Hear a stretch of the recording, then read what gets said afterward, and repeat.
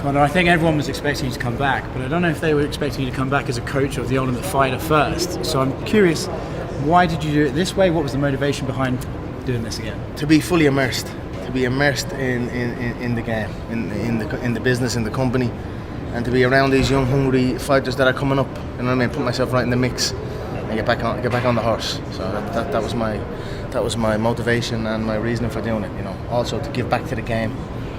You know, give my wisdom and my knowledge to the next generation, and then, you know, feed off that energy also. Yeah, it's funny, right? Because the first time you coached the Ultimate Fighter, I remember that you kind of not necessarily convinced by it because you just had a media world tour, crazy fight and everything. Yeah. But this time, I sensed like an elder statesman, kind of like you just said. I'm here to show these kids how to do it and stuff. How do you feel you've grown between that first season and this one? It's very different. I had come off a heavy training camp, a heavy bout itself.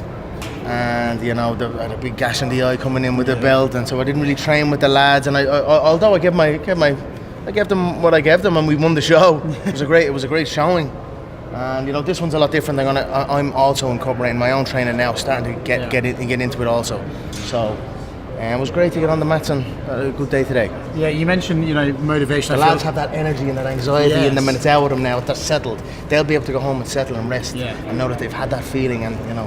And then tomorrow it's on again. Yeah, that's what I said. They've got to carry themselves like it's on every day, because it is on every day. Yeah. You know, that's it. Well, I think I overheard you say it's time to fly. You know, these guys, and I think, you know, you mentioned the anxiety. Sure, they're on a camera. There's cameras everywhere, but they're also with you, and they want to impress you and stuff. You mentioned about motivation and how being around these guys motivates you. I know you're always motivated, but it's always a question.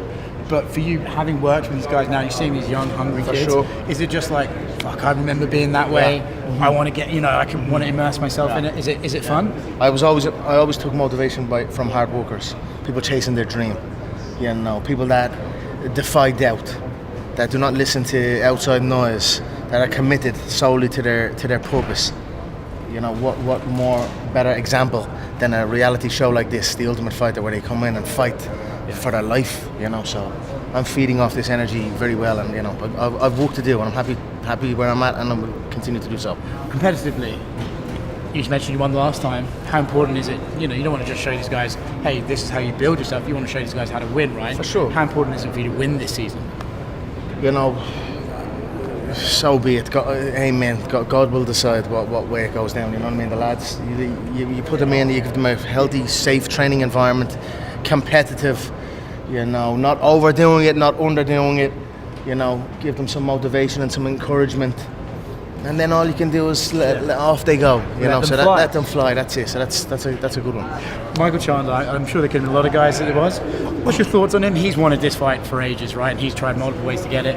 What's your thoughts about competing against him as a coach, first of all, and then as a fighter? I like Michael. I had a good little buzz with him yesterday. I've no issues with him at all. I think he's a good fighter. And you know, coaching against him, I'm interested to see his coaching style. He's more of an athlete type of a guy than a technical martial artist. You know, I know he's got some skills in the wrestling department, and he's got some skills overall. But as far as like the small, finer details, I just don't think.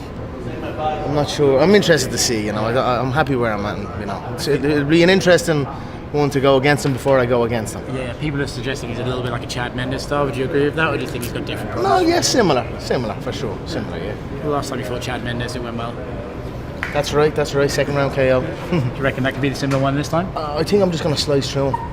I think I'm a little too slicey for him than anyone else he's fought.